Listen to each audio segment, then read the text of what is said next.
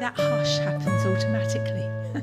Hello and welcome everyone. I'm Susan. I'm one of the team here at Poulner Baptist Chapel, and it's my pleasure this evening to welcome you to this evening's talk. It's part of our Digging Deeper occasional series where we take a topic that's maybe challenging or in the news a lot, and we dig more deeply into it to learn more about it and to help us work out what our response should be. And tonight, as you know, the topic is the impact of these things, mobile phones, on our lives and how we can develop a better, healthier relationship with them ourselves and particularly for the young people in our communities. My job tonight is to do the normal domestic stuff and to tell you a little bit about the shape of the evening and to introduce our speakers. So the usual domestics: if the alarm goes off, it is a fire, and the muster point is over there, that end of the car park. Please don't all leap into your cars and go, because if the fire engine's coming up the hill, it won't be able to get in. But muster over there. If you need the loos, there's an individual loo just there next to the administrator's office, and there's a number of loos back there through directly the other side of the foyer. There's some water and some glasses out. If you need a drink, it's a very hot evening. If you need a drink, go and help yourself, and we'll keep it topped up during the course of the evening. We're aiming to finish about 8 o'clock, and we'll finish with some tea and coffee refreshments. If you want to stay and chat over tea and coffee, do. But if you need to leave, then please don't worry, just go. We're recording this evening. If you've got a problem with that and you ask a question that you don't want to go out, let Sam know and we'll make sure that doesn't get broadcast. So, outline of the evening, we're going to divide it into 3 sections, 3 different perspectives on mobile phones and their impact. The first one is the education perspective, and I'm delighted to say that Andy and Leanne have joined us to talk about this. Andy is a former head teacher of a school in Poole, and he's currently chair of a multi-academy trust where he works with Leanne, who is currently a head teacher in a school in Ringwood and probably well known to many of you here. And Andy and Leanne are going to talk about the current situation. They're going to talk about schools' responses to mobile phones, what's going on, and some practical suggestions for teaching staff and for parents as well. Then we're going to have a 5-minute comfort break. And then Adam, our pastor here at Poulner Baptist Chapel, is going to talk to us about the pastor's perspective.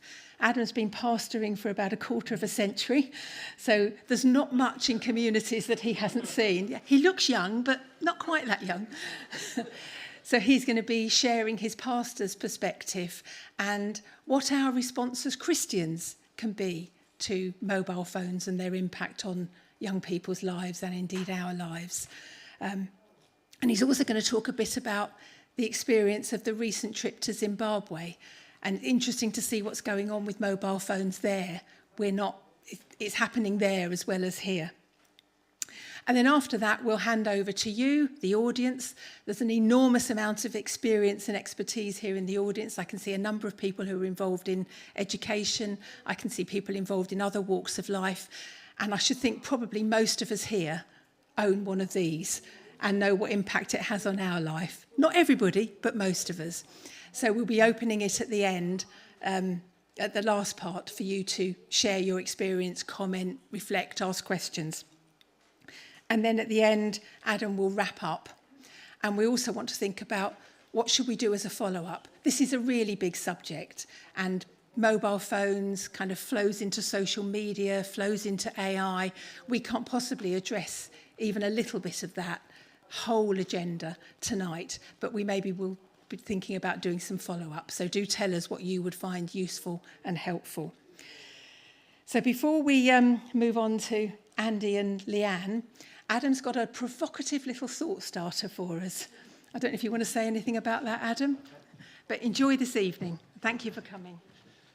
Thank you, Susan. So it's just to set the scene, really, to say, as probably most of us realise, this is a global situation. And some of us from the church went out to Zimbabwe a month or so ago, And there's others of us went to Uganda a year or so ago. And Pip and I have been to Uganda many times, but in that 5-year gap in between those two visits, Africa's probably one of the most social places on earth. Everywhere you go, you used to see little groups of people chatting to each other, even more so than in other countries. And yet we noticed in 5 years, the country had changed dramatically. Those little groups were not there so much, but we were seeing individuals sat on a mobile phone. The same in Zimbabwe just recently. And talking to teachers and pastors and parents about this, pastors were saying, we've noticed, we used to go to homes and there would be a whole family we would talk to, and just recently we've noticed, we talk to mum and dad, but the kids are somewhere else on a phone. In Uganda last summer, there was a child saying their ambition in life was to be the first in their family to get a mobile phone. A pastor told us in Zimbabwe of going to a place and seeing a 3-year-old child holding a phone shouting, "I want TikTok." This is something we need to talk about, but it's something the world needs to talk about as well. On which note, I'm going to hand you over to the very capable Andy.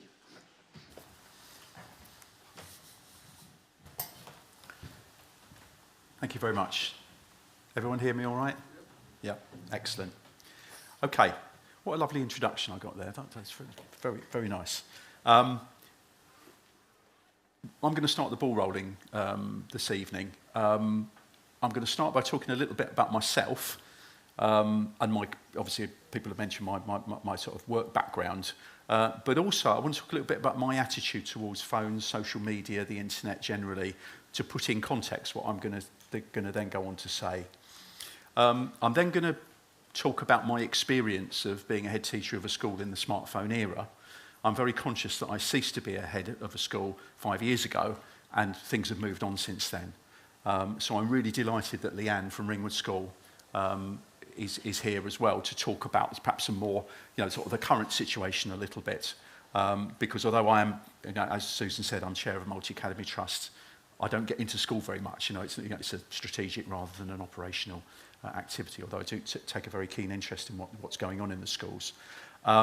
So that's the second bit. And then I suppose the third section of what I'm going to say is about, some ideas I've got about perhaps the things we ought to be doing.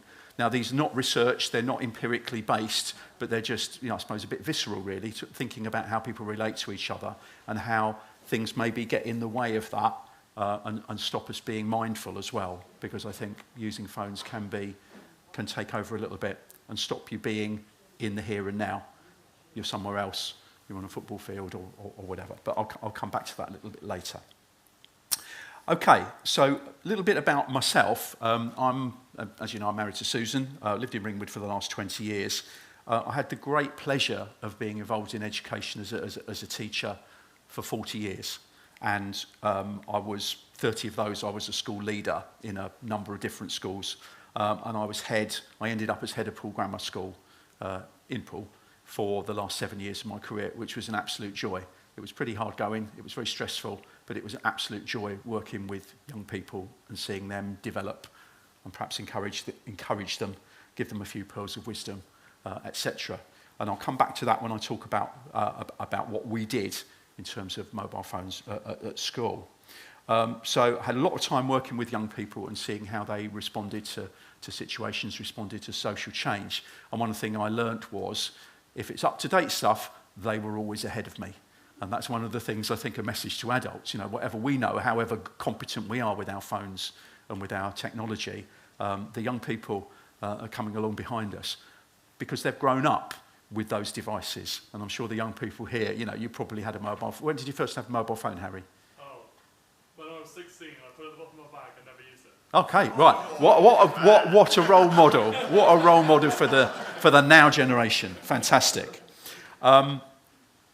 Okay, so personally, I was very late to the mobile phone party. I don't like being contactable.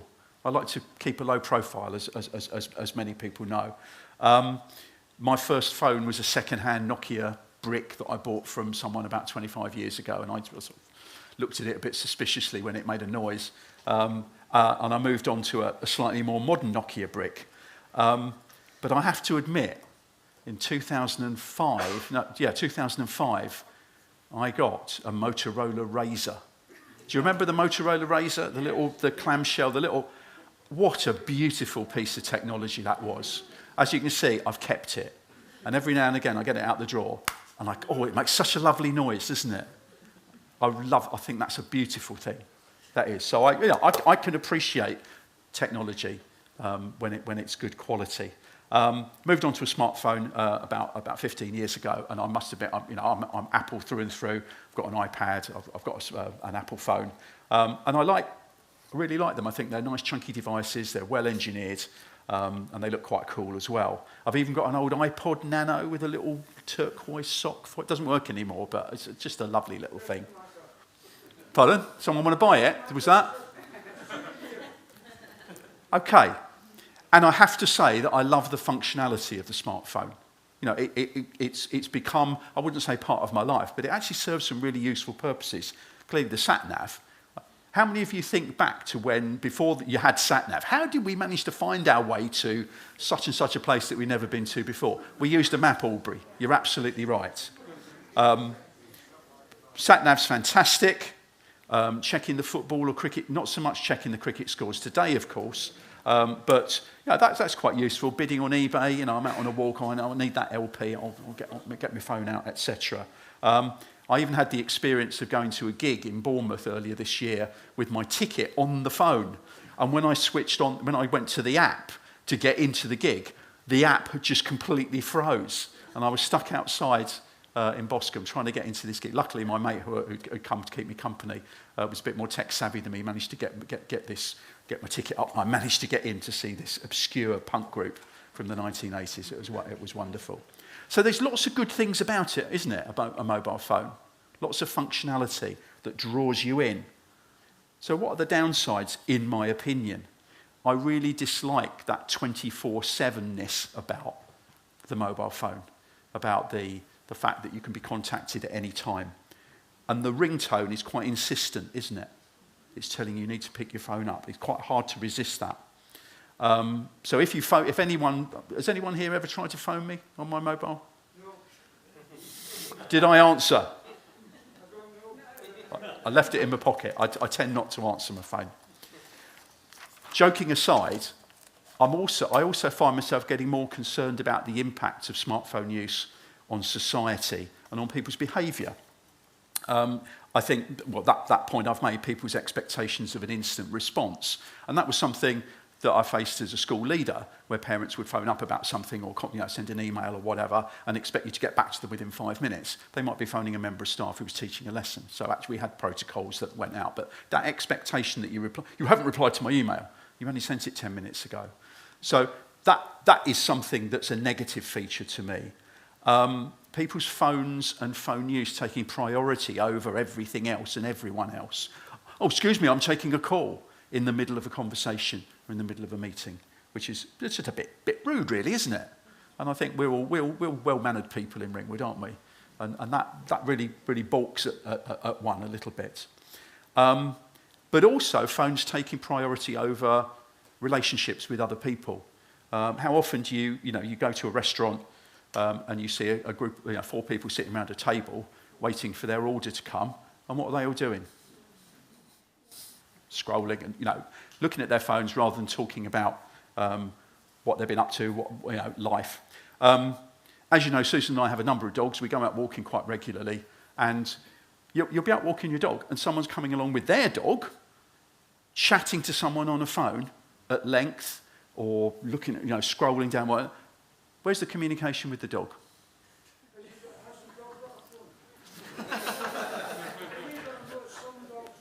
The dog might be on its own smartphone, admittedly, yes. We all, peer group pressure, we've got to get a mobile for our dog. I've noticed recently a number of cyclists in Ringwood actually texting while they're cycling along one-handed. Shocking.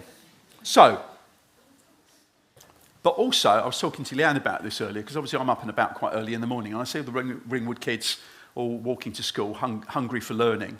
And it's seeing really young people sort of obsessively looking through their messages or whatever on their way to school. You know, they're probably 11 or 12. They are like Pavlov's dog, really, aren't they, with that phone, and as many adults are. So that's something that concerns me as a sort of person that sort of values communication and connection between people. You know, and then of course I catch myself spending too much time looking at my phone and being a bit hooked into it and ignoring the dogs and ignoring Susan because I'm actually immersed in some interesting article that isn't really very important at all. So there's elements about the phone that it's accessible, it's with you wherever you go, which draw you in. And of course, you can't leave your phone at home because you've got to record all your steps, haven't you? You've got to get your 10,000 steps in. So if you leave the phone at home, which is what you should do when you go out with the dog, you're missing out on about 3,000 steps. Can't have that, can you? You see, I'm as trapped as anybody else by it. I'm reminded of a particular line in the film Fight Club. Anyone know Fight Club? Brad Pitt, Edward Norton, where he says, things you own end up owning you. Yes, very right. Absolutely. So do we control the phone or does the phone start to control us? Think about it. Okay. I could go on ad nauseum about social media and tablet use as well, because I think they're inextricably linked. You know, one of the reasons why I think a lot of people are concerned about phone use is because social media becomes really accessible and that immediacy draws people in. And obviously the whole concept of the algorithm, which we all probably 5 years ago didn't know what an algorithm was unless we were an applied mathematician. But the algorithm, you know, picks up on what we're interested in and feeds us stuff that reinforces that tells us the same thing, but probably goes a little bit further. Are you all familiar with that? The way in which it works, which goes against everything I, as an educator, felt should happen. That if you've got an idea, what you need to do is you look at an idea that comes at it from a different perspective or contradicts it. So you can start to make judgments about what's the one you ought to be hitching your wagon to. You know, what are the strengths of this? You're forced down this tunnel of supporting, reinforcing evidence through algorithms rather than challenging your thinking.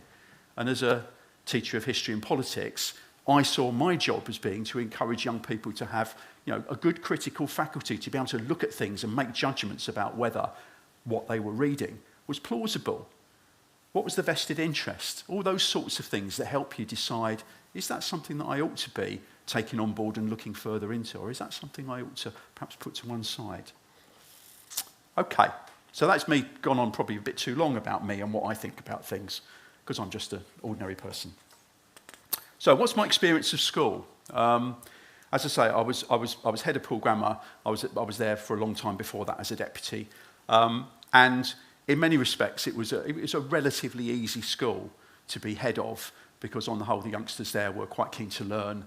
They were quite sensible on the whole, very well behaved, very well mannered on the whole. And they were interested in stuff. You could actually have sensible adult conversations with them most of the time. So it was a lovely place to work, and I enjoyed my time there immensely. That had its downsides. Parent body very demanding, but that's not a problem, is it? Because actually demanding parents help you make your school better most of the time. Okay. I hope you're not cynical. I hope you're not cynical. Cynical? Moi? Absolutely not. I apologize. I suffer a condition. My inhibitions have been slightly reduced. Thank you very much. Yeah. Okay. I was very tempted when we started getting the brick phones, and parents said, "Oh, my son's got to have a phone with them so I can contact them." Well, I said, it wasn't a problem 2 years ago when neither you or your kid had a phone, etc., etc. But okay, I could understand that. You know, mum might be late to pick you up. You need to wait in the library. Blah blah blah blah blah. How often did that actually happen? it started to impact on us when phones started to have cameras with them. So I think the breakthrough, when do you think that was, Leanne? Is that Facing cameras were around 2012. 2012? Yeah, so we start to get... Yeah, so we start to get phones with cameras, and so you start to get, in a small scale, youngsters taking photographs of others, or others interacting not necessarily constructively. So, you know, I can remember there was one incident where there was an organised bundle in a particular classroom where kids were all sort of bouncing off the lockers and just being really, really stupid, and then that got sent on to people, which was all a bit pathetic. But, you know, had to be dealt with, so that was a bit of time. There's the whole distraction in class of phones going off. I mean, the absolute classic was obviously examinations. There were really strict phone protocols. You had to hand them in. And this particular kid just forgot to hand his phone in, sat down to his maths GCSE exam, and his phone went off. And guess what? It was his mum phoning him to wish him luck with the exam. As a result of which, he was disqualified from that exam. Exam board rules had to go by the book, so he ended up not getting his GCSE maths because his mum had phoned him up, which is a nice thing to do. B, he hadn't handed his phone in or switched it off like he should have done. Clearly, where you then get youngsters indulging in, you know, particularly with social media, indulging in, you know, less positive behaviour towards each other, sort of a bit of, you know, bullying that comes through and unpleasantness that comes through in those sort of electronic communications, because it's not face to face, is it? So you're less inhibited. I'm absolutely amazed at some of the things people post to sports people when they miss a penalty or something, or they, you know, whatever, they lose a bet because someone hasn't scored a goal, and then they're threatening to kill people. It's the anonymity of it, even in a school environment. And although those interactions often happened outside school, obviously the school had to deal with it because both the youngsters were at school and parents expected, not unreasonably. So there were things about mobile use that I suppose caused a disruption that actually made it harder to run the school and took up staff time in unpicking things, largely which happened because of things going on outside school. Of course, the ultimate concern is about safeguarding, that where sort of cameras and recording devices are available, then people can record other people or film other people doing things and can send photographs that are inappropriate or whatever. Fortunately, I can't remember any examples of that taking place while I was head, but I think we were quite lucky in that respect. But, you know, so actually it adds to the burden on staff for keeping people safe and happy and getting relationships in school to be positive. I'll give you a couple of other amusing anecdotes from my time as head teacher there. We had a situation where, you know, we had a very sort of strict rules on phones, and this particular lad had his phone confiscated for a week for multiple infractions. That was all in the book. You know, parents had signed a thing to say, yes, we accept the school's behaviour policy. There's promptly an article in the Evening Echo saying, from this kid's mum, saying, my son's been denied his human rights because his phone's been taken off him. And I was contacted by the Evening Echo to say, what do you think about this, Mr. Baker? And I said, well, when you bear in mind he's broken the rules a number of times, when you consider that he's had his smartphone taken away, but before he went home that day, he was given a Nokia phone with all his contact numbers programmed into it for him, so he wasn't in any danger.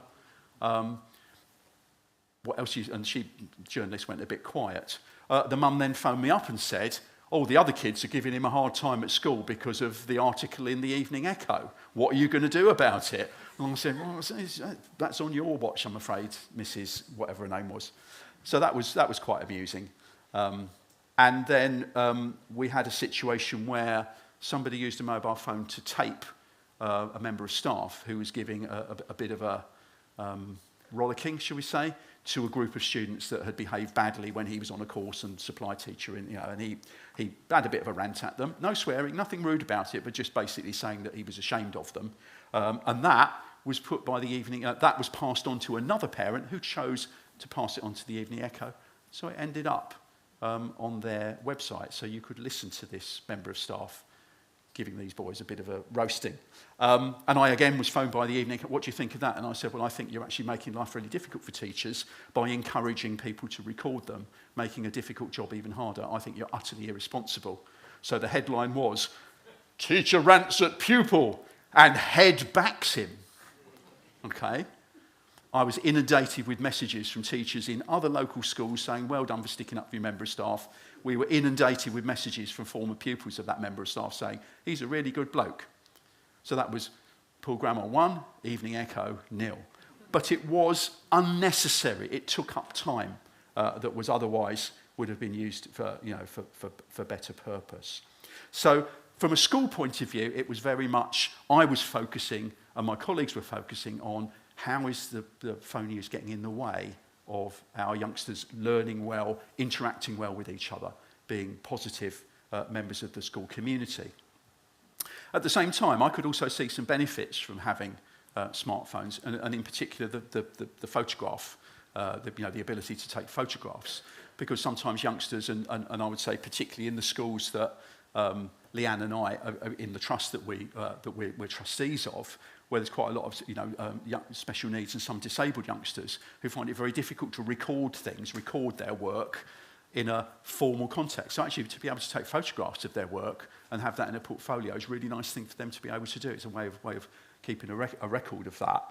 And certainly as a teacher of politics, I used to let my students on occasions under my supervision do some research in lessons about, particularly when we were studying American politics, and they all seemed quite happy with that, etc. And I also, which I'll come back to a little bit later, felt it was our job as a school, not just to say we're not having any phones in the school, but to encourage positive phone use. I'll come back to that in a moment. Okay, so it was something that added a little bit to the aggravation of normal school life. But you could say, that's my job. And yes, it was. So what did we do? How did we actually respond to that? Well, we had very strict rules for phone misuse, which obviously this particular parent I mentioned earlier thought were completely outrageous. They were very similar to most of the other secondary schools in the patch, and we tended to work together quite closely, as head teachers tend to make sure that none of us were sort of way out of kilter. We all felt very, very similarly about it. We had regular inputs about healthy phone use and keeping the phone as a tool rather than a controller of your behaviour in PSHE and in assemblies, and in particular encouraging good sleep patterns, encouraging youngsters to get to bed in good time, ready for the day ahead, etc. As I said, where phones were confiscated for misuse, a dumb phone was provided with contact numbers, so no youngster was at risk of being stranded in the middle of urban Pool without their parents knowing where they were. And we also did quite a lot with parents regarding the latest developments in, for example, social media. And because I think one thing I always felt was whatever I was using, it was probably 10 years behind what the youngsters I was teaching were using. I still use Facebook. I mean, that's very old school. Who here still uses Facebook? I'm amongst friends. I'm delighted to hear that. How many of you do you use Facebook? No. Yeah, you do. Right. Hold the faith. Yeah. But one of the things we used to do is to get the Safer Schools team used to come in and talk to parents about what the sort of the coming apps that were in vogue and some of the issues. I remember when WhatsApp came in, that was quite a bit of excitement about that. I only got into WhatsApp because my son Jack, who's sitting here, said, I'm not going to reply to your text because that costs me on my contract. I'll reply to you on WhatsApp if you communicate with me on that. So that I got the app and I do communicate with Jack on that. But we tried to advise parents, get advice to parents on parental controls in the way they did things. Probably the most significant thing that we did was we said youngsters in years 7 and 8 weren't allowed to have smartphones in phone. So they would encouraged to have a brick phone, but not to have a smartphone. And I think we did that primarily because we thought they were less mature. They were needed time to settle into secondary school before they had the capacity to take photos and blah, blah, blah, blah, blah. I would say one of the things that we had that was really helpful was a really poor signal. So I couldn't use my smartphone, and I was delighted that I wasn't getting messages while I was at work. And most people's networks didn't actually pick up much of a signal there, so that was by definition dampening things down a bit. But one other thing I felt was important was having really clear protocols for staff, because I think my message in the third bit is how important it is that we model the right sort of behaviour, positive behaviour when we're interacting with youngsters or our children or grandchildren or whatever. So very, very clear protocols, because I felt that if staff were using phones in an unfettered way in school, it was a bit hypocritical when you were saying to students, you can't use them in here and you can't use them, etc. I did have one colleague who, when they came into school, the first thing they did was put their mobile in its little charging cradle on their desk. So the phone was in front of them, and any message that came up, any notification, was dealt with immediately. And they were using the school's electricity. I'll say no more. So I'm going to just move on to my final bit, which is, I suppose, my attitude towards what we ought to do. You know, how do we deal with this conundrum? And I always had the view generally that banning things can be really counterproductive. If you just sort of say, no, you're not having that, you know, that's completely out of order, it makes it more appealing. And if you're particularly with people like me who've got, what is it I've got, Susan? Oppositional defiance disorder, according to my daughter. And that is, someone tells you to do something, you do the complete opposite. I hold my hands up to that. I think it can be counterproductive. And it also seems a bit hypocritical when so many adults are using phones so much. You know, it creates it as a forbidden fruit almost. And I think it's far better as educators that we explain why we want people, or why we encourage people to use, in this case, phones in a particular way. However, in preparing for this talk, I've done a bit more digging, and I've actually looked at a little bit more research and what other people are doing. And I think, you know, the growing concern about the impact of mobile phones as they are on young people and the way they think, which I think Leanne's going to talk about in much more detail, is very, very concerning. So to me, any strategies that we adopt as a community, and it can't be done by individuals. So if a single parent decides they're going to stop their child from having a smartphone, what's the child going to say? I'll be different from all the others. I'll be excluded. I won't be part of the WhatsApp group, blah, blah, blah, blah, blah. So it's actually, and it's very difficult to impose that on your youngster, although they will thank you for it long term, I hope. So actually it needs to be some sort of community thing, or certainly within families. There need to be, I like when people say to me, oh, what we do is we all put the phone in a box on the kitchen table when we go to bed at a certain time. No phones in the bedrooms. You know, phone-free time in the day. Well, at night particularly. I think it's really important to empower young people to ignore the peer pressure, the wanting to be like everybody else. The trap I fell into when I got my razor and I thought I was something special. Okay. And that's something we probably all want to do with young people, isn't it? We want them to be part of community, but we also want them to have their own opinions and their own way of doing things, and to stick to that. Obviously, there's a much wider issue about what young people are viewing on phones. And I think I've already said what worries me is that it's quite difficult to develop a critical faculty or facility in your own mind if you're constantly being fed stuff that reinforces the view that you start off with, or the view that you might be considering. So that, I think, is a really harmful thing. There's also the fact that social media endorses particular lifestyles that are not necessarily healthy for individuals or for the communities they're in.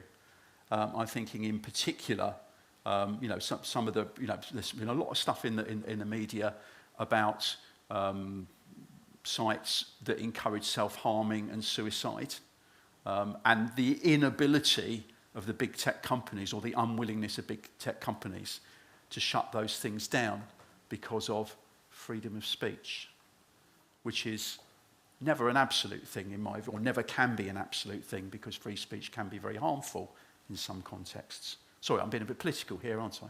This is my view, not the PBC view. This is what I think. Okay. The fact that social media is largely unregulated and unmediated, in fact less so since a certain person took over Twitter and said, "Oh no, we're not going to, I'm going to sack all the mediators." I believe. Sorry, is there any representative from X here who contradict me? But no, I think that was really an abdication of responsibility, and so the amount of misogynistic, racist material that's available unfettered is not exactly conducive to a harmonious society or positive mental health in lots of people, either the perpetrators or indeed the recipients of that sort of stuff, in my humble opinion. Okay.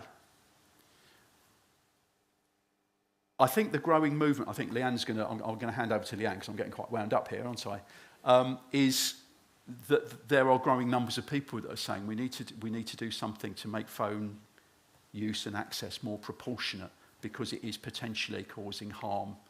It's breaking down a sense of community. It's breaking down a sense of communication.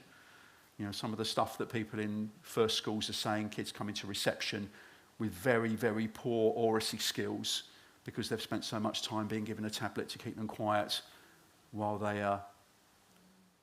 mum or dad are doing something else.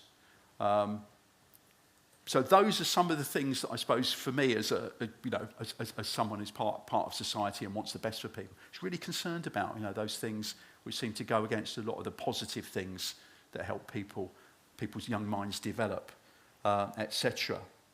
Whatever we do in schools or as a community will only be effective if it's reflected in wider society and the way society as a whole behaves and values things.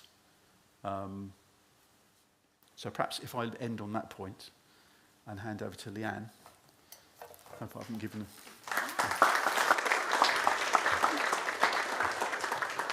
Well, follow that on a Sunday evening. Good evening, everybody. I'm Leanne Simmons, and I'm head teacher at Ringwood School. I've been head teacher there since 2016, so that sort of period where things really have changed with smartphones. And over the last year, particularly, I've really radically changed my view on smartphones and young people and their use of smartphones. And therefore, our school policies have shifted. So I want to share with you sort of the things that I've been looking at over the last few months and the reasons that I've changed our policy at school. And I'm really hoping to work with all of our feeder schools as well so that we can drip feed the message down so that we're starting to impact upon children at a much younger age. I'm also the mother of 2 teenage children.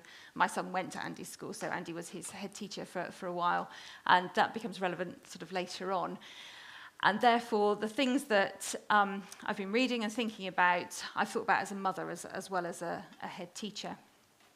Now, and as Andy says, when sort of smartphones first came in, kind of 2012, most schools managed them quite effectively. At Ringwood, we had and still have a kind of not to be seen or heard policy. So they're away in bags, they're switched off during the day.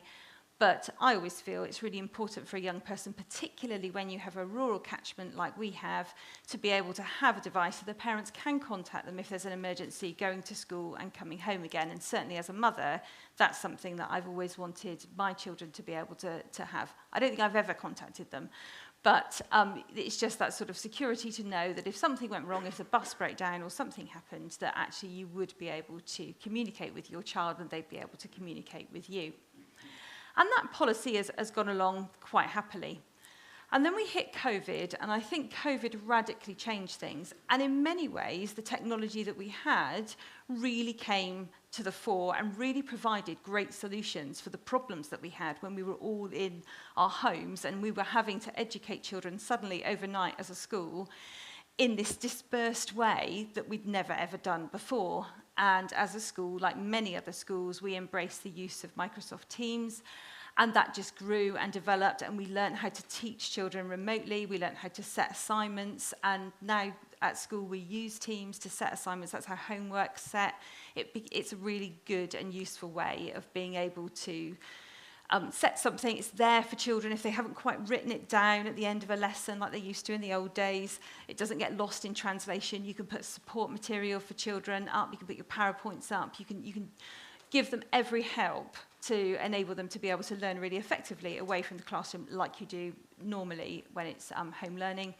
Or if, and again we haven't had one of these, in the current year, sort of post-COVID era, the snow day, no longer would that have to be a day where there was no learning, although I have to say I would just be encouraging everybody to go out into the snow. But there are some real benefits to mobile technology and the things that we can now do, and certainly as a school, like all schools, we've really embraced them. And we really saw the benefits. However, in the last 2 or 3 years, we have begun to see a real difference. And for a long time, we just put that down to COVID. Oh, it's post-COVID, oh, it's kids post-COVID, it's the impact they've had, it's just what's happened. But the years roll by, and COVID now is quite a long time ago, and actually things are getting worse, they're not getting better. And you begin to stop and re-look at the situation and begin to think about, actually, is this COVID that's causing this? So, for example, earlier this year, I was doing a report for my governors at school, and I was looking at the number of suspensions. And I was looking at the number of suspensions around year 7 and year 8, which 10 years ago, absolutely unheard of. Would you agree? Absolutely unheard of. And comparing it from suspensions to year 10 and year 11, kind of where typically your suspensions would have come. And the whole data was completely on its head. It's completely different to how it used to be. Now, the issues are happening in year 7 and year 8. And then you dig into that data a little bit more, and you see so often it's for the use of prejudicial language, which at our school is always a suspension, because we try really hard to make sure that that behaviour is heavily discouraged so that we have an inclusive and a safe environment. And where is that language coming from? You sit with parents, you talk to parents, and Andy alluded to it earlier on, talking about social media and the type of content that's on social media, and children coming across words they don't understand and just reusing those words and then getting a really serious consequence. And we have put so much education into the understanding of those words, why we don't use those words, what those words mean, all of those things at school, but we cannot overcome this huge tide of information that's on the internet, that's getting into children's phones, into children's pockets, really in a really dangerous way. So we've seen that happening. My pastoral team have been dealing with lots and lots of incidents. So Andy has shared a couple of the incidents that, of course, we deal with as schools because the children come to school. So even though the thing has happened in the middle of the night on devices that we didn't buy for children, the issues come into school the next day. And your classic is the sleepover, when someone sent a message to someone because kids are in little groups together. We also have huge issues with WhatsApp groups, because you can put just over 200 people, I think, on a WhatsApp group. So there is the Year 7 WhatsApp group with all of them on. And actually, everybody's got different boundaries with how they use that. And there are so many messages. It's really overwhelming. So we're seeing kids really struggling with that need to keep up with messages. You know what it's like on it. Well, some of you may know, some of you may not know what it's like on your phone. If you've got messages that are unopened and you can see your icons and the numbers going up, and you just feel like you need to get yourself sort of abreast of what's happened, that's happening, and it's creating lots of anxiety. The number of children now with anxiety disorders, the number of children that don't feel they can come to school because they are at such a high level of anxiety, all of those things are snowballing in the last 2 or 3 years.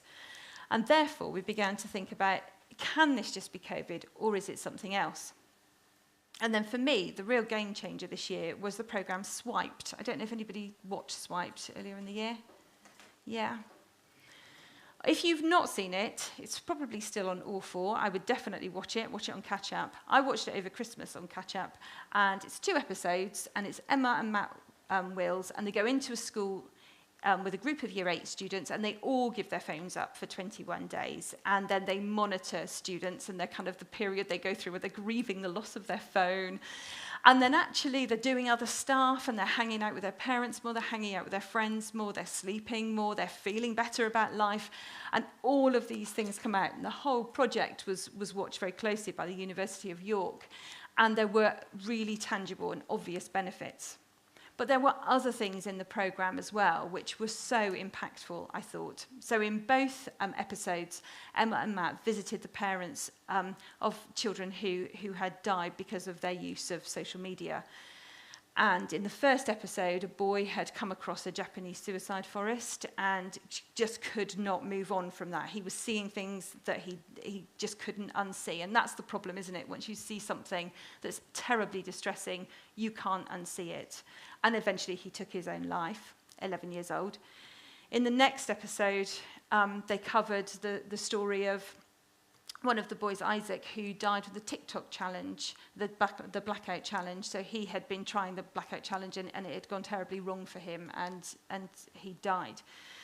And Matt and Emma Willis went to the house and sat and talked to the parents, and they were showing pictures of Isaac. And the thing for me was the similarity. These are just people like you and like me, parents like you and like me, who care deeply, love deeply their children, have tried to do all the right things. The pictures that they showed of Isaac, there was one with him jumping in the swimming pool. I have got an almost identical picture of my son doing the same thing. There's a picture of him sat on the garden furniture with his spaniel. Again, I have got a picture of my son, almost exactly the same thing. And it really made me feel that any of us could be in this situation. This is something that children aren't asking for. This is something that's being pushed and forced on children. It's not some children experimenting. This is happening to our children, and they are the victims at the heart of this. And we really, really have to do something. There was also another little section in the Swiped programme where Emma and Matt had a completely clean TikTok profile. And on the profile, they'd been set up as two 13-year-old girls, and it took 10 minutes before the algorithms to kick in and show them content, really distressing content of an incident of domestic violence. And over the top of the images was the 999 call that the daughter in the house had made because her father was beating her mother up. And now, nobody wants to see something like that, and nobody who's young, I mean, as far as the phone was concerned, Emma and Matt were 13 years old. 13-year-old is not capable of dealing with something like that and seeing something like that. I wouldn't want to see something like that. And so I came back after Christmas, having watched that, feeling like we had to do something. Many of the people that were interviewed on the Swipe programme, they echoed the same message again and again, and you've heard it from Andy as well, that we have to do it collectively. This is not something we can do on our own. And every single time, people would say, it's got to be parents, and then the second word out of everybody's mouth was, it's got to be schools. And I feel as a head of a school, I've got some agency to be able to do something. I had remembered back as well in thinking, what are we going to do? How on earth are we going to tackle this? Because this is a real and present danger for our young people. I remembered back to when my son started at Andy's school, and he was only allowed a brick phone. And that began to make me think, well, he survived quite happily just with a brick phone. I wonder whether we actually just shift this and we say you can't have phones in Year 7. Alongside the swiped information, I went back to this book. I don't know if you've read this one. This is Jonathan Haidt's Anxious Generation. And Jonathan Haidt talks about smartphones stealing our children's childhood. And he talks about 4 foundational harms.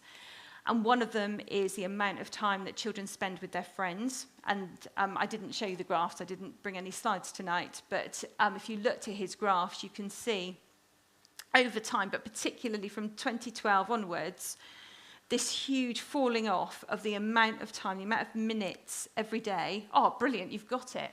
Fabulous. So look at that. Isn't that incredible? Look at the blue line. Those are young people. Look at how their interaction with their friends has just dropped off. And that is because they're going home to be on their devices. And they're hanging out in a completely different way. He's got this lovely picture on his website, if you did happen to go on his website, where he's got an old-fashioned childhood with, you know, it's like the countryside and there's a map and somebody's probably got some ginger beer. And then there's the new one where it's all dark and a child sat on their own and they've got all of these different messages kind of around them. And it's completely lonely, and our young people say they're lonelier than they've ever been before. So that's Jonathan's first harm. The second harm is about sleep deprivation, and the amount of children who are getting 7 hours or less of sleep a night is going up and up and up. So there are fewer children that are well rested and ready for their day and ready for all of those interactions and everything that a normal day for a child means. And we've always given the same advice, Andy, that you were referring to, that you have a bowl or something in the kitchen, everybody's device goes in there, you have a power down, and that just stays there, and there's no devices in bedrooms. However, and that used to work very, very well. What we found this year, though, is where parents have followed that advice to the letter and done everything they can do, and all the advice that they've been given, is that the young person then goes down into the kitchen and retrieves their device as soon as they wake up. And now there are so many messages on there that the child feels, and I've had this example, I've sat with parents and with young people when we've tried to talk about why are you so late to school, because they don't feel they can go into school until they've caught up. All this stuff's happened overnight where they've not been involved, and they've got to catch up, and that anxiety of, I don't know what's happened and I don't know what's going on and I've got to go through all these messages really quickly, is one thing that is really discouraging children from coming to school. It's just far too much for them.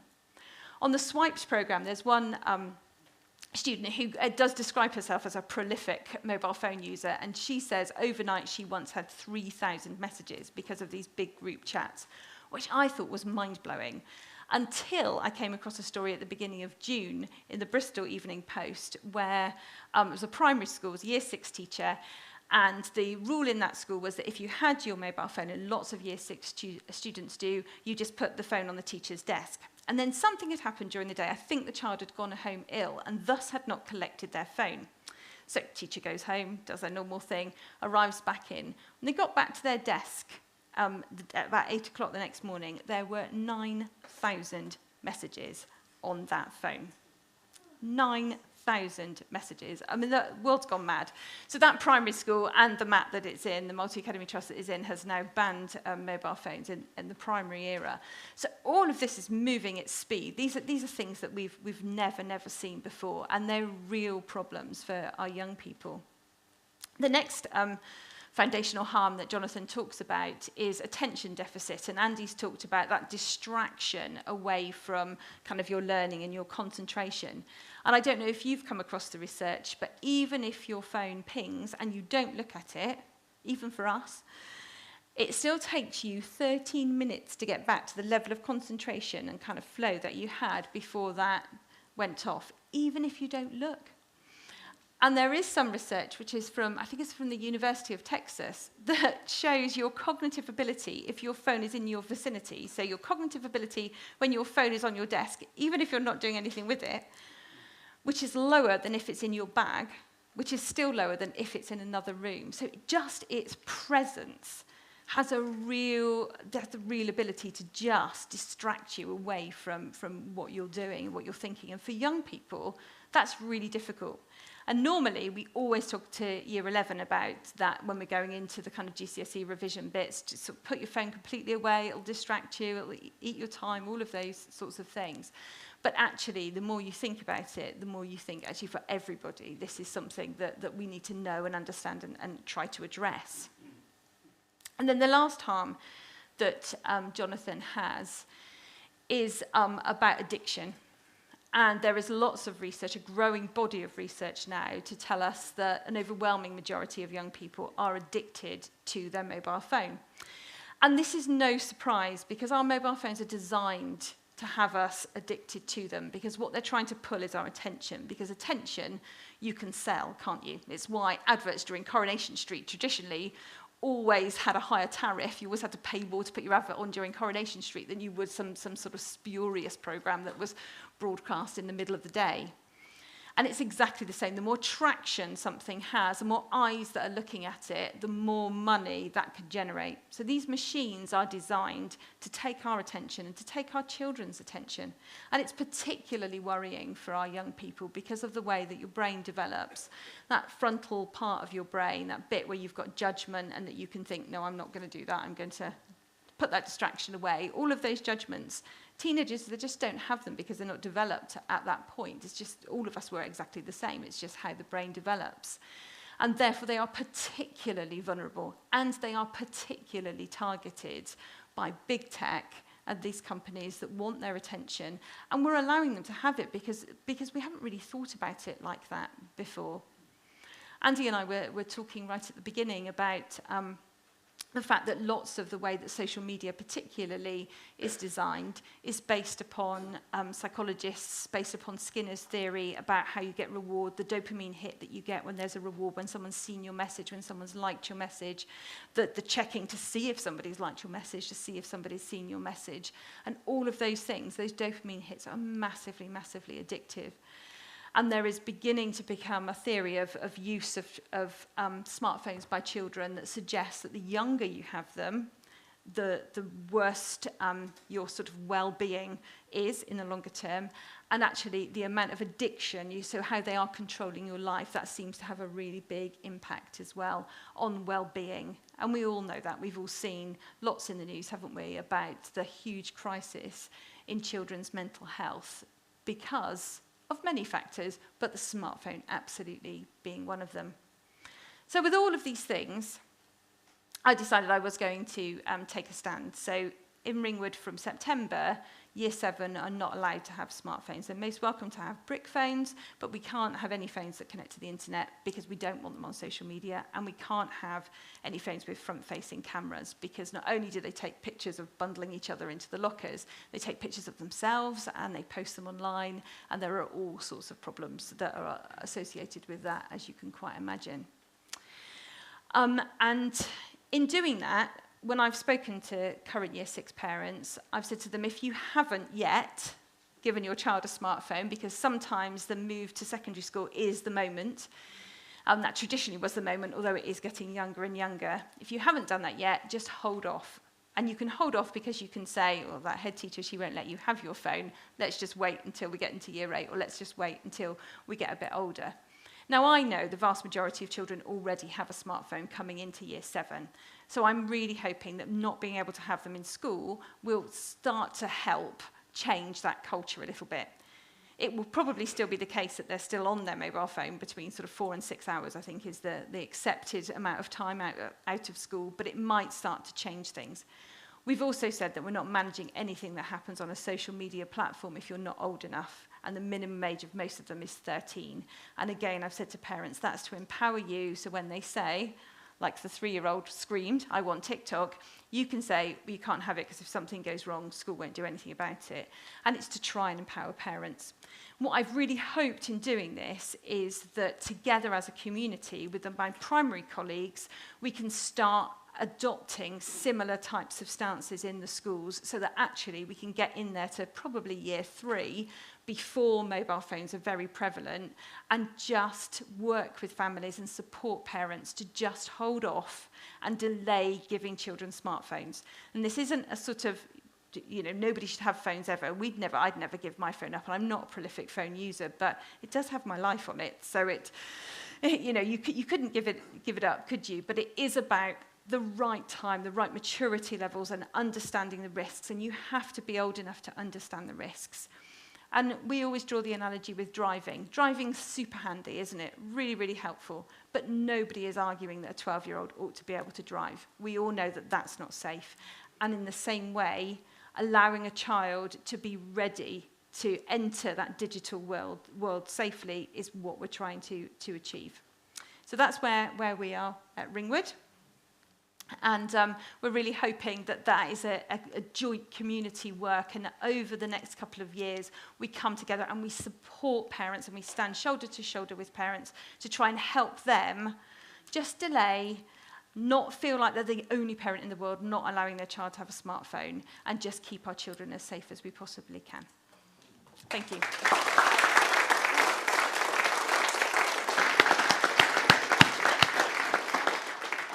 Thank you very much, Leanne and Andy. A huge amount to think about there.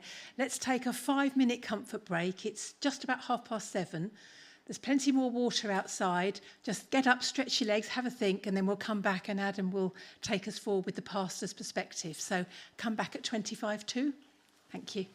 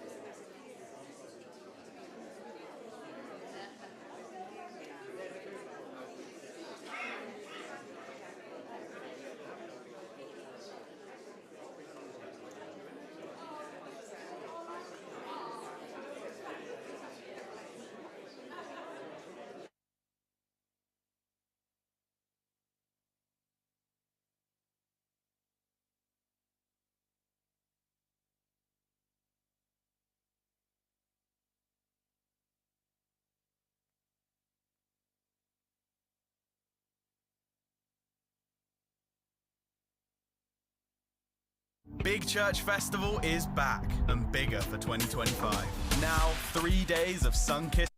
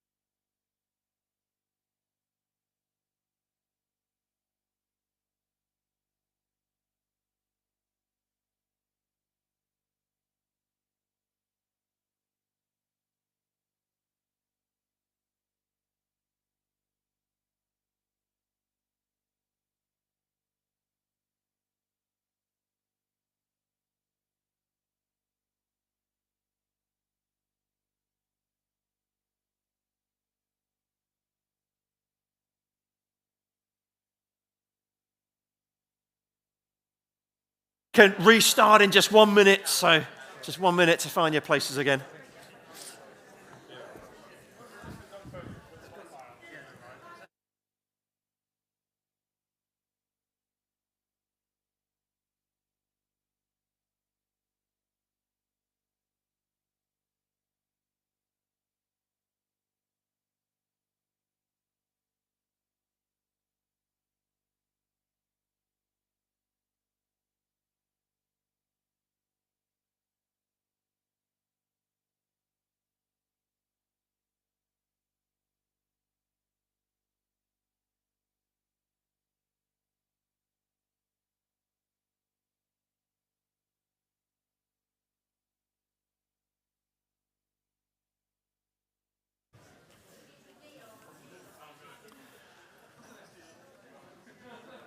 Okay, right, so I don't know about you, I found that really helpful and thrilled, particularly then what you were saying. I was just saying to you just now, I've been saying some of this sort of stuff for quite some time, and now the stats are in to back it up. It's a really, really important message. I want to just take a moment to look at it from a kind of pastor's perspective, Susan's called it. And I want to do a bit of an odd thing. Some of you will be like, where on earth is he going with this? Well, just bear with me. I want to ask the question, what is an idol? What is an idol? Some of you got pop idols, sports idols. What is an idol? Oxford English Dictionary says an image or representation of a god used as an object of worship, or a person or thing that is greatly admired, loved, or revered. That's the Oxford English Dictionary of an idol. What is an idol in the Bible? I'm going to give you 5 examples of idols in the Bible. There's the golden calf in Exodus 32. Moses is up the mountain getting the 10 Commandments, and for some bizarre reason, the people make a golden calf idol. Then they start worshipping this thing. He comes down with the 10 Commandments, and they're like worshipping this golden idol they've made, saying, "Oh, this is the thing that rescued us out of Egypt. This is the thing that saved us," bowing down to this object they've just made. And it's so ironic because the 10 Commandments, the first 2 that Moses reads out is you shall have no God before me. Do not make for yourself an image to worship. Oh, the irony. That's one example. A second example, that you had the Baals and the Asherah, the poles and these images. These were idols. They were Canaanite gods, often sexually provocative images. They ended up being worshipped by the people of Israel as well, under King Ahab and Queen Jezebel. You might have heard that name, Jezebel. And they encouraged people to do really unwise and unhealthy sexual stuff, to cut themselves. Self-harm was invented at that point, to cut themselves, and even to sacrifice their children. That's what those idols made them do. A third example, the bronze serpent in 2 Kings 18. And originally, this bronze serpent was a really helpful thing. And the people looked to this image for healing. God healed them through looking to this thing, coming to this lifted up object. And it was a very helpful thing. And then the tide turned, and it ended up becoming a very unhelpful thing. Ended up becoming an idol that people began to worship, and it was extremely unhelpful. Fourthly, there were the household gods in Genesis 31. You remember Joseph and his many-coloured coat? Stuart's now going to sing the rendition from the musical. Oh, no, we'll leave that. Time escapes. We'll do it at the end. But Joseph's mum, Rachel, there was a time when she nicked the household gods, the idols of her dad, Laban. And he chased after these things. He did not want to be left without his idols. They were so precious to him. He could not let go of his idols. The other thing we see there is, for some reason, even though those things had not really helped her dad, she kind of took on the idols that her parents had had. She took their idols for herself, even though she knew they weren't particularly useful, they hadn't particularly helped her parents. And then finally, there's idols of the heart described in the Bible. People set up their own idols that kind of take their heart's attention. They take their time, they take their energy, they take their money, and these things kind of replace God, but they steal people's time and attention and money and energy. So in summary, in the Bible, idols can be physical things, often sexually provocative images. They can be false gods or unhelpful religious systems. Sometimes they can be originally for good, but later misused. And they can affect people's internal lives. They can affect their priorities and their desires. And they're things that can be chased after when lost. There's a warning in the Bible that says, little children, keep yourselves from idols. 1 John 5:21 says, little children, keep yourselves from idols. These unhelpful things that you'll chase after that will actually damage you if you're not careful. What are the effects of idols in the Bible? 5 quick things. They cause separation from God and people, and also people and people. They contribute to people becoming lonely. Damaged relationships from people chasing after idols. Second thing we see in the Bible is they lead to spiritual blindness and moral decay in society. You see that right throughout when these people follow idols in the Bible. They reject truth, age-old truth, and they start believing lies. Even the crazy lies, they start believing lies. And it leads to sexual foolishness and sexual dangers, particularly even child sacrifice, people literally killing their children. You see that in these situations in the Bible when people chase after their idols. A third effect of idols is God's judgment and discipline. God kind of says, guys, this is really messing you up. Stop going this way. There's a better way. Turn back to me. Stop chasing after these things that are messing your lives up. There is a better way.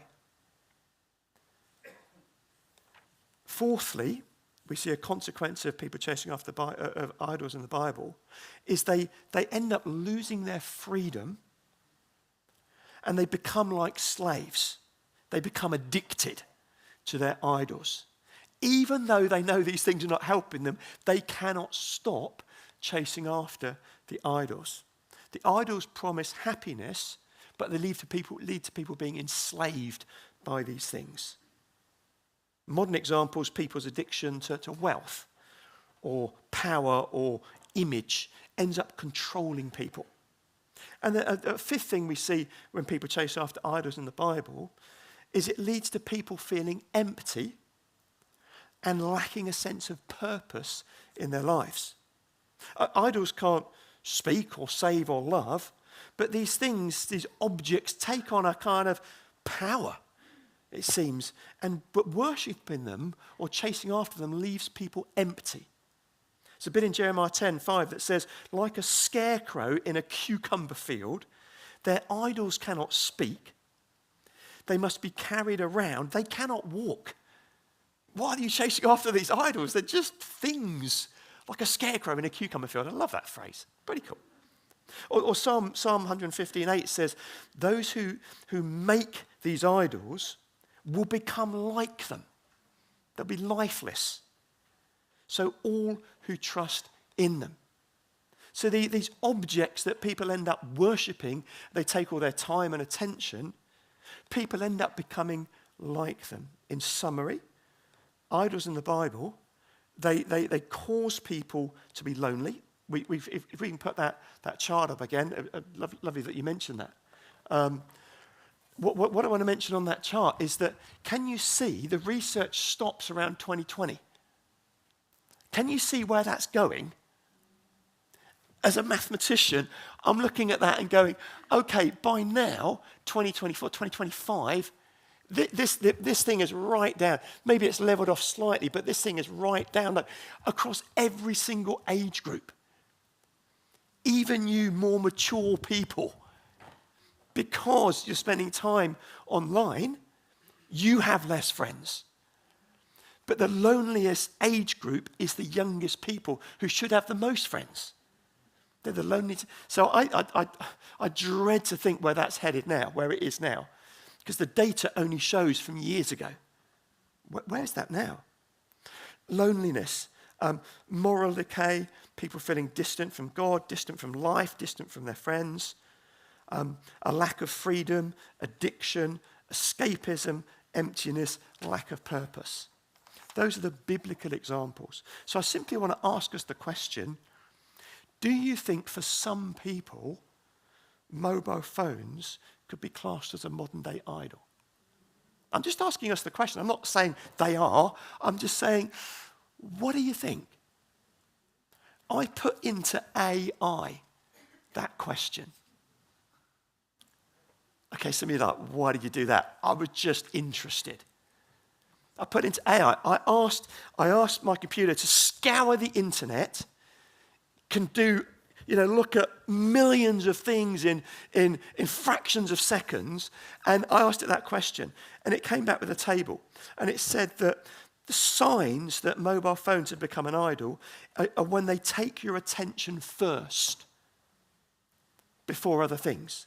They steal your attention before your family time and if you're a Christian, your time with doing Christian things or whatever your hobbies are. They steal your attention first. Or when they control your emotions, when your mood rises or falls based on notifications, likes, or messages. When it consumes your time. If you spend hours scrolling, but you have no time to do important things. When they shape your identity and you find your worth in how people respond to your posts. You were saying just now about a child who, and children who ask questions, well, how do I look? And if people don't respond in the way they want, it kind of totally affects their mood and how they feel about themselves, get a downer on themselves. If it replaces real relationships, people connect more online than they do with real people. A lad in New Milton recently spent so long in his room without going out, he came out with an American accent. There are people I've met who've only recently just come out of their rooms. They've been locked away in their rooms for months and months and months. They cannot go out. Because as Gareth Southgate put it, they're chasing after gaming, gambling, and pornography. And they just can't go out anymore. I've spoken to parents who have said, I've given up trying to get my child out the room. I just take the food to them now. At least then they can eat in their room. I know parents who cover your ears, who say, I don't want the fines from school, so I'm going to say I'm home educating. Now, a shout out to people who home educate well, doing an amazing job. But there are some people now saying they're home educating when they're not, because they can't get their teenager out of the room. Another thing AI said, if people are avoiding real life and living in some sort of fantasy world, that was a scouring of the internet. Thank you, AI, for doing that. But I looked at that and thought, that kind of makes a bit of a case. Maybe for some people, mobile phones have become a bit of an idol. So I want to throw it out to us. A few questions, comments, and I've got a little wrap up in a bit, some practical points to mention. But let's throw it out. Harry, you ready with the microphone? Comments, questions? It's the yellow mic.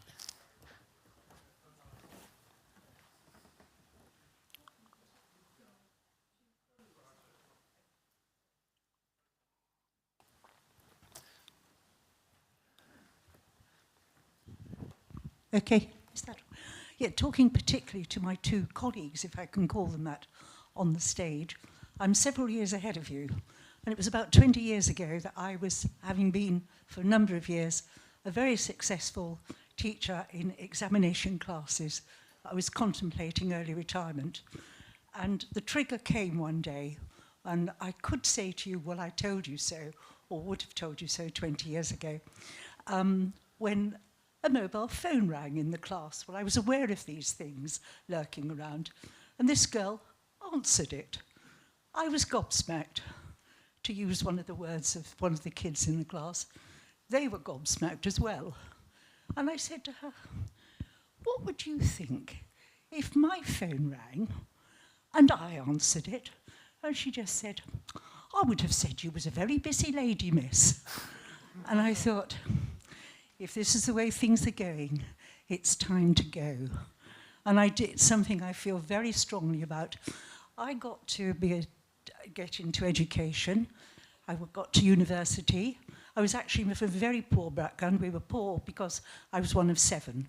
My parents would never have been able to afford a mobile phone for me. But we had wonderful things called libraries. This was in the 1950s and 60s. They are still around. Sadly, I go to the library sometime. I see very few children in there. And yet when I was a child of that age, we were in the libraries after school 2 or 3 nights a week and on a Saturday morning. Another thing I would say is that we were poor as a family because my family was doubled overnight when I had twins. I couldn't afford phones for them. 3 of my children got to university and the other one has got professional examinations. And I find it quite interesting, this. I think it's become almost a cultural thing because one of my grandchildren now, through his own talents, is a scholarship pupil at a boarder at a prestigious school where they have totally banned mobile phones. They're allowed access to them during the evening, but they are expected to interact with their friends of an evening. No, they can ring their parents, but that's it, just a few hours in the evening. My son is a teacher, and I've picked his brains about it, and he agrees that it's mostly state schools which are allowing them. And I think this makes some children more disadvantaged and probably need it more, as well as libraries. I'm sorry, I'll shut up in a moment, but I think this is important. As well as libraries, I use the bus quite a lot. And one of the saddest things is you get mums on there with toddlers sitting in pushchairs and mum's on the phone all the time, and the little boy or girl is trying to chat to somebody. Just a couple more things. Many years ago, some of you might remember the name Millie Dowler, who was murdered. Her parents had bought her a mobile phone in case she needed to contact them at any time. It didn't work because she had spent the credit on the phone talking to her friends. Last week, there was a court case, a final court case, of a murder of one 14-year-old, I think, against another 14-year-old. There's been several of them. Those murders, I think, would not have happened without mobile phones because the kids seem to work in concert and they need other people. And finally, I promise you, I don't know we're having this debate now. They had it in Europe years ago, and Finland, and know for a fact, and Denmark have banned mobile phones in schools. We are way ahead of other European countries in letting our kids have mobile phones. I think they are the worst invention this century. Okay. Interesting points. I mean, they are pretty useful as well. I'll give you that. We're not saying get rid of your phones. You know, we're saying they can be useful, but even as adults, let's have a little survey here. Who's got a mobile phone? Okay. Who sometimes uses their phone a little bit longer than they were expecting to?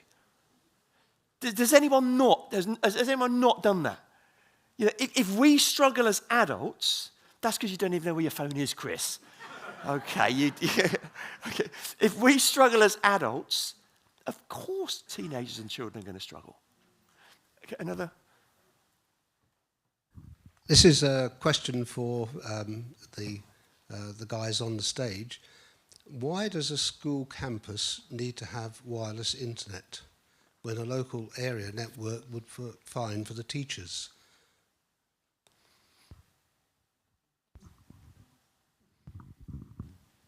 Leanne, do you want to? Well, for us, our sixth form bring devices, so they're safe, they're under our firewall and all of those things, so we would rather they were using our network because we can have those protections rather than just, you know, using their own 4 or 5G from their phone. So we've got some types of protections there.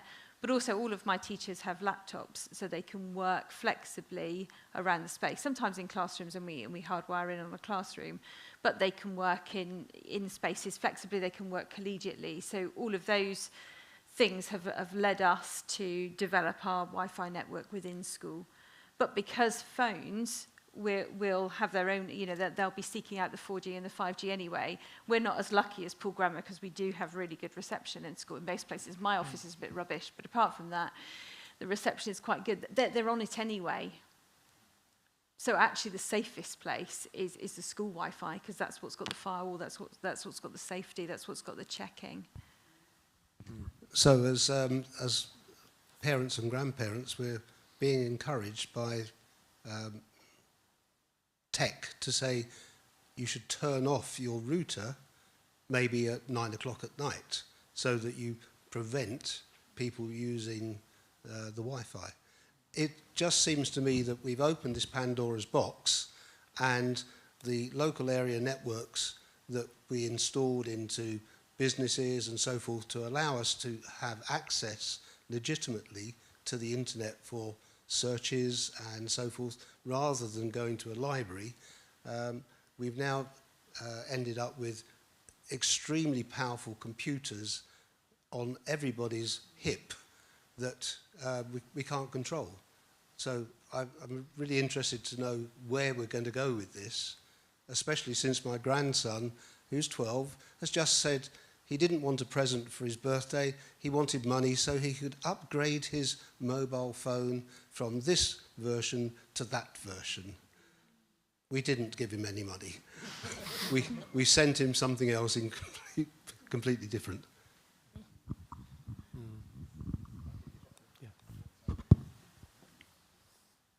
Just to answer from my perspective, and obviously 5 years out of date, but I mean, we had, as I say, there was a very poor signal in the area that Poole Grammar School was located in, which was a great discourager of using that tech. There may be a nice mast much closer to home, but I would agree with Leanne by having our own network, which we didn't allow students to access through the, there wasn't a password available to them.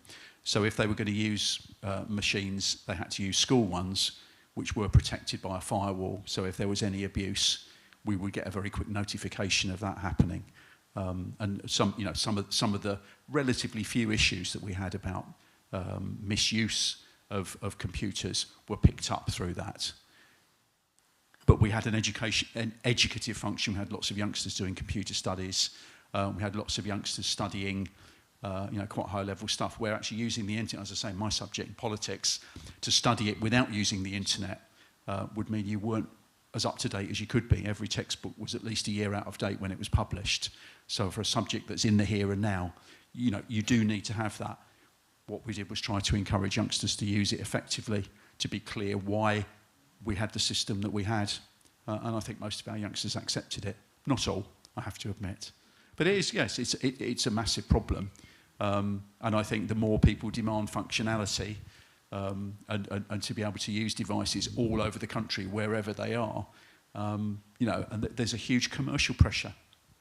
It's a massive commercial pressure to make things available, both in terms of being able to get connectivity, but also being able to access all sorts of apps and other things. A lot of businesses function through their ability to respond very quickly to customers, etc. So it is. But yes, you're right. The Pandora's box has been opened, but there was a little bit at the end, wasn't there, that said hope. And I have to say that I think responding to what Leanne was saying earlier about actually getting interested adults to make a decision about their own use and then to model that to their children. And to work collectively is a way forward. Collective action is almost much better when you're combating something that's big and powerful. Go on, I'm getting political again, aren't I? Sorry about that. Okay. Okay, go this way. Stuart and Charlie. Thanks, Harry. Former Poole Grammar School boy here, but I Do you recognise him? Was he a good I one? left 20 years ago from sixth form, so not quite so young. But I've got quite strong views on this on the basis of people that I've seen and the struggles that they've had, but also from significant struggles that I've had myself over the years. And some of that is purely from when you're young, your mind is more susceptible to pick things up and to be moulded by these things, and you create the neural pathways that then make it much harder to break when you get into adulthood. But also the impact that it has on social life is devastating in terms of face to face. But what I think is one of the most important things is that we're looking at this from a perspective of saying, yes, we want people to have access to certain things and to be able to engage in different things around life and with their friends, But we need to learn where the line is that we say no. And true love is about sometimes drawing that line and saying no. And I know from my own experience, things like, and it's not just phones, it's also laptops, things like not being able to close your door or have, your bedroom door when you're at home as a kid. Don't allow devices in the bedroom if you can. Not so easy when you've got lots of children. I had 3 sisters, so absolute nightmare with space. But things like not allowing children to have their doors closed is a starting point, but then having the right restrictions as taking responsibility as a parent to try and work through that. And a lot of parents are playing catch-up because this technology, children know far more about it than the parents, and that's one of the hardest parts of it, because you can put all these restrictions in place, and I've even put, when I was younger, put loads of restrictions in place for myself, but I was still able to find ways around them. Mm-hmm. And that's part of the problem, is that adults are trying to put restrictions in place for children whose brains are actually able to pick up and be more intuitive with these systems and work their way around them. So we need a collective and collaborative approach, which is great to hear with schools speaking to each other and head teachers speaking to each other and trying to work through it. But there needs to be a substantial parental responsibility aspect to this that actually work together to find the route forward. It's not going to be perfect, because there are lots of parents out there, unfortunately, who won't view it the same way or won't care at all. But the more people that talk together, the more that we find ways in which to explain to children in particular and treat them in a way that engages them in the conversation rather than just shuts them down. That way you can start to build through a process of actually working out a route forward that becomes constructive for the children's long-term health. And it's a really difficult process, and I really do feel very strongly about it. I do think children under 16 shouldn't have anything more than a brick phone, just with phone calls, shouldn't have social media accounts. I got rid of my social media 10 years ago, haven't missed it at all. And I think we've just got to keep talking about it and working through a way that we can start to spread those conversations. But it also, I think, with younger people, and I'm very happy to do this, but very young people who have experienced problems need to be able to speak in these sorts of forums and elsewhere with other young people as well, to explain the damaging impacts that it can have and the long-lasting effects. I think that's really, really important. Could I say something in response to that? You're in really good company. There was a survey by ParentKind last year, and older teens, so 16 plus, I think it's something like 87% of them recognised that when they were younger, their phones did them harm. And there was even some horrid quote that suggested that having social media when they were kind of 13, 14 made their life not worth living. And it is exactly that, and it's giving them the space and also sharing that with our current younger teenagers to say, you'll look back and you'll know that this is no good. Let's just try and work it through together, because young people absolutely recognise, as you do, that there are real harms there. No, I mean, I would endorse everything you said, regardless of you having been to Poole Grammar School, of course. But and I think, something I always found working with teenagers was that if they actually got testimony from people who were, had walked in their shoes some years before. I was lucky we had lots of youngsters that used to come back to do talks about their careers or whatever, and some of them were very, very powerful, and that really got the current students listening very, very hard, because they could look at me and say, well, it's your job to say blah, blah, blah, blah, blah, what do you know? You're not having to cope with the things we're having to, the peer group pressure that we have. I think, so if I can use, I've got the mic. One thing that I was absolutely horrified by was where, people were saying, actually, for some youngsters, their mobile phone is their best friend. And I thought that was, what a savage indictment of society and the way society works, because we are social animals. We are meant to be working with others. And it's an impassioned comment, I suppose. I thought that was so depressing. And the more we can do to actually empower people to say, okay, there's got to be a limit here, to give people strategies that enable them to not discard the devices completely, to actually focus on the positive uses, maybe for their job or for, their social life or whatever, because it can be a wonderful tool. But I think social media is such a pernicious thing. It encourages some of the worst instincts, as well as some of the best. Some of the charitable work that's done through GoFundMe type pages for people in need, and that it can be a wonderful way of getting positive messages out there. So maybe it's for us to use those things positively wherever we can, rather than just say, "Oh, I can't cope with this." Sorry, enough wittering. Hi, I just wanted to say thank you to Leanne, or Miss Simmons, as I actually know you. I joined in 2016 when you became head, and for the first year, when we were in year 7, we were completely allowed our phones. And I remember when in year 8 we were told we weren't allowed them at school anymore, the complete outrage that it caused at school. And yet, looking back now, when I'm 20, I'm so thankful for that, and I realise the impact that it's had in my life. And I got social media probably when I was about 11 without my parents knowing. And yeah, sorry parents. And actually, yeah, it caused a lot of disruption to a lot of my life, I think. And I'd like to say that people my age are starting to realise now, looking back at how much impact it has caused for us. So I'd just like to say thank you for all the work you're doing. Oh, thank you. Okay.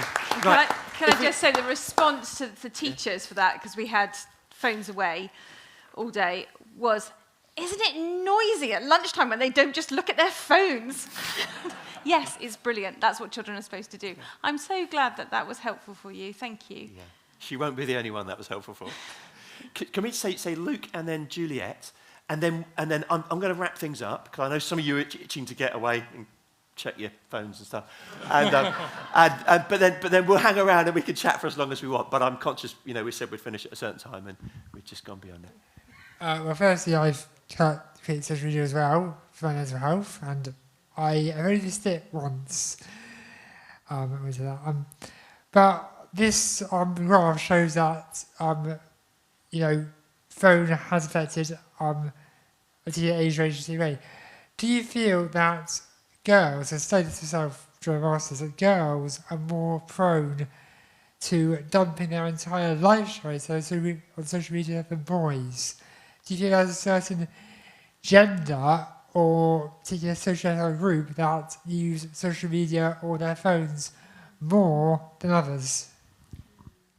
So my response to that would be that the research suggests that girls and boys generally use technology slightly differently. So where there's a problematic use of technology, with girls that tends to be social media. With boys it tends to be gaming. So that's not going to be true for absolutely everybody, but you are right. And I was talking in St Ives a couple of weeks ago about this, and I got asked exactly the same question. Why is it that girls are on social media and boys game? That I don't know the answer to, apart from the fact that actually, potentially, women tend to like to share stories. It sort of fits quite well with how women tend to interact with each other. Boys are interested in slightly different things. I'm not a boy, so I don't know about that. But that's where it tends to fall. Girls do tend to use social media more. Boys tend to game more. I'm just wondering, I heard about this social media talking about it, and I wonder whether you agree with this theory among people who use phones. We like everything except ourselves. We constantly say we like, but do we actually like ourselves? Yeah, that's a good point. It's a big and profound question, isn't it, for a Sunday evening? Juliet? Thanks very much. Just wanted to say that I work in Ringwood Infants, so we don't have the same problems as you, but we would like to really, really back you and support the movement by helping support our parents, and to let everybody know that if they would like to investigate the smartphone-free childhood and the smartphone-free schools, and then you can sign up, and that's a way that we could get communities to work together to try and improve our mental health for our children. Fantastic. Can we get that slide up, Sam? Thank you, Juliet. There's do check out this thing. Leanne sent a fantastic video about, I think if you just Google smartphone-free childhood, you will see a 10-minute video about it, and it is brilliant. It's got all the latest stats and stuff, and a kind of response. 300,000 British parents have already signed up to say we want to protect our children from misusing phones. We are committing together to say that we're not going to give our children a smartphone, until they're at least 14. We're going to try and stop them get on social media until they're at least 16. I don't know how you get round people who go behind their parents' backs. Your dad will have a chat with you in a sec. But it's out there. Let's be honest. So, and I'll wrap it up with something to do with that in a sec. But they're also saying have a laptop or tablet or whatever in a place in your home where you can all access it, where you can all see. It's not locked away in a bedroom somewhere at night. It's they need to do homework, so do it there, where there are others around, so they're not getting distracted onto things that are going to be unhelpful to them. And there's various commitments, and parents saying, okay, it's going to be hard if we do this on our own, but actually if we club together, and they want to have at least somebody in each school being a champion for that, and parents working together on this. And I think this could be an absolute game changer. An absolute game changer. And also when the government eventually gets round to making sure that all the bad stuff is filtered out at source, and so you have to choose to opt into it rather than struggle to opt out of it. I think that's going to change things as well. But if I can just wrap it up with a thought about the title that we had, connection, education, distraction, and addiction. And to use those 4 things, it's just a bit of a tag to hang things on that we can go away from some practical things. Connection, I think for parents and grandparents, we need to be connecting more with our children. If we connect with our children, playing with them, having fun with them, then they won't be dragged aside to do all this other stuff. That's going to mean we've got to get off our phones as well. It means we've got to model it. If we're telling our grandkids and kids, oh, don't waste your time on your phone, and every time they see us, we're on our phone, we teach what we know, but we reproduce what we are. We teach what we know, but we reproduce what we are. We have to model it ourselves. They will do what we do. So connect with them, have fun with them. That's really important. Help them to have real friendships. Invite other kids round to have a smartphone-free time, away from the internet, just having fun. Have lashings of ginger beer if you want, but that's up to you. Secondly, education. We don't just tell our children, don't do this. We explain why. We have to educate our children about why. Otherwise, they're just going to go behind our backs because all their friends are kind of doing it anyway. And we need to be protecting our children. So when eventually we give in and give them a phone, don't give them loads of data. Make sure they can only use your own Wi-Fi or the school Wi-Fi that has the protection on it, and make sure the protection's on it. And when they go to the grandparents' house for the weekend, make sure they've got the protection on it as well, so they can't access over 18 stuff at the grandparents' house. Or they will not get out of bed in the morning for anything, because they'll just be binging on other stuff. Put the phones to bed. We've already talked about that as well. So delay giving them as long as possible. Protect by putting the blocker things on there. And limit the use. I know our Isaac, he used to put things on his thing so he could only use it for 20 minutes and then it would stop working. He could have found ways around it, but just that it stopping working for a moment made him go, right, maybe I've had enough. As adults, maybe we can model that as well with our own use. So education's important, educating our children. The distraction thing is so important as well. They're distracted by their phones, but if we can get in with wholesome and healthy distractions first, whether it's sports or hobbies or music, if they're busy doing that good stuff, then they won't have time to be distracted doing the bad stuff. Why do children misbehave? They misbehave because they're bored. Why do adults misbehave? We misbehave if we're bored. Don't just get on and get doing good stuff. We put out PT tips, parenting together tips videos once a week. And if there's others, if you've got staff members that would be happy to put a parenting tip, it would just be so helpful. And the parents would love to see you guys. And, your parents, and we always finish the video saying, parents, we're in this together. We're not saying we're better than anybody else. We're saying, look, parents, we're all struggling together. We're all trying to navigate this together. Let's join together in this. We've been putting them out for the last couple of years.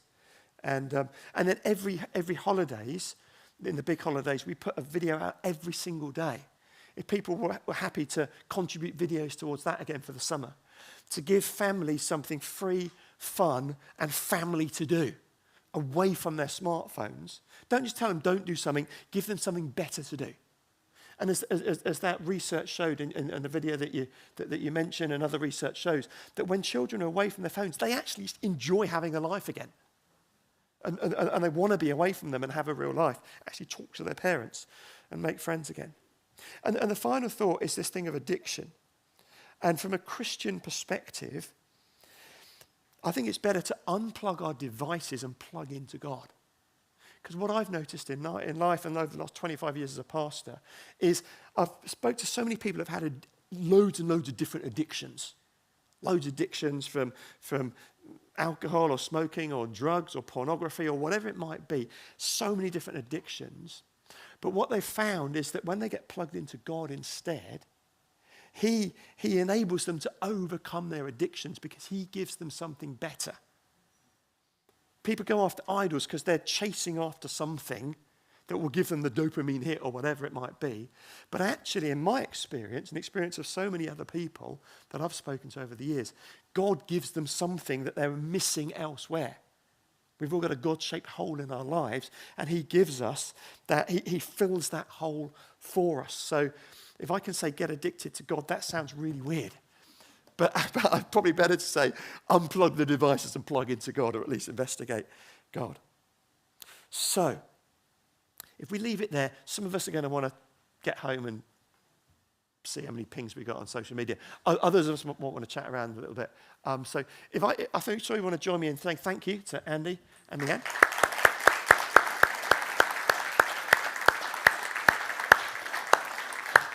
Or to you guys, Mr. Baker and Mrs. Simmons. Okay, so just get it out there. And can I just finish with a word of prayer as well? If that's okay, for those of us that would like to. So we pray, God, we recognise this is an emotive and a very, very complicated subject. And we recognise how difficult it is for parents and grandparents and for teachers and particularly leaders of schools, head teachers and senior staff in schools, to make these bold decisions with parents and young people having maybe different opinions, inevitably. God, we pray for our children, we pray for our young people, that they would be protected. We pray for parents to make bold decisions.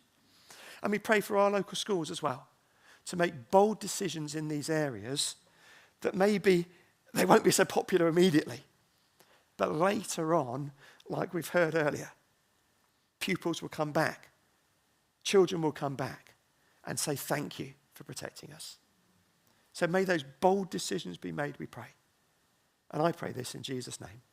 Amen. So go when you must. There are refreshments to hold you. If you like refreshments in a chat, stay as long as you want.